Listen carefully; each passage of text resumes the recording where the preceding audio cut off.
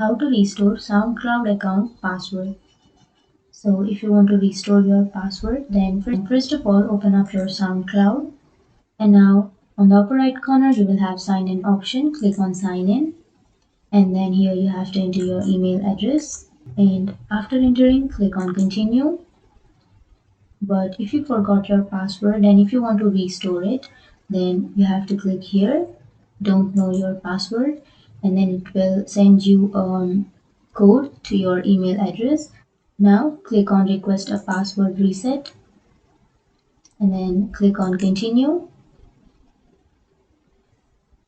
and go to your mail.